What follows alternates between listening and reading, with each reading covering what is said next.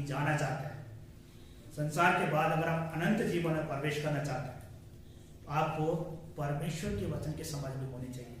क्योंकि ये क्या बताता है, ये हमको ये बताता है कि आपको किस प्रकार से परमेश्वर की राह पर बने रहना है।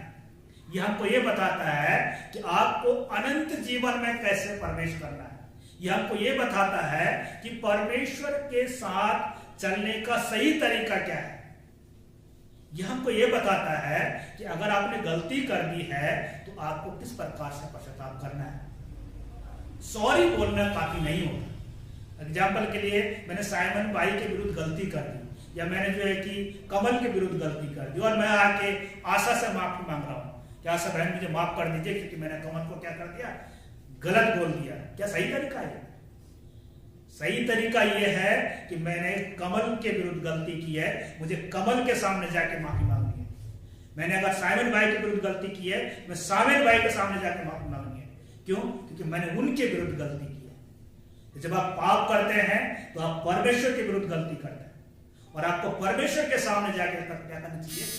माफी मांगनी चाहिए। अगर आप ऐसा नहीं करते हैं तो आप दूसरी कैटेगरी के लोग हैं। दूसरी कैटेगरी क्या है? दुष्ट के चाल चलने वाले लोग। जब आप 4 पद पढ़ते हैं, 4 पद में दूसरे व्यक्तित्व के बारे में बताया गया है। पहला व्यक्तित्व क्या था? वो ये था कि धर्मी व्यक्ति को किस प्रकार से रहना है। लेकिन दुष्ट व्यक्ति के बारे में क्या बताया गया है? दुष्टता के बारे में बाइबल में बहुत सारे क्या है एग्जाम्पल है। अदन की वाटिका से लेकर प्रकाशित वाक्य तक क्या बताया गया है? दुष्ट के बारे में बताया गया है। अदन की वाटिका में देखिए क्या हुआ। जब दुष्ट घुस गया, उसने हवा के साथ जो है कि उसको बहका दिया। उसके बाद उसी गलती को दोहराने के लिए वो एक दूसरे पर दोष लगाने लगे। आदम तो यहां तक चला गया, यहां तक उसने दुस्साहस किया कि उसने परमेश्वर को बोल दिया कि परमेश्वर अगर इस स्त्री को आप मुझे नहीं देते तो मैं ये फल नहीं खाता। वो सारी बात ये बोल रहा है, परमेश्वर सारी गलती आपकी, आपने दिया, यदि आप नहीं देते तो नहीं होता ऐसा। जबकि उसके सामने परमेश्वर ने माफी मांगने का प्रस्ताव रखा था।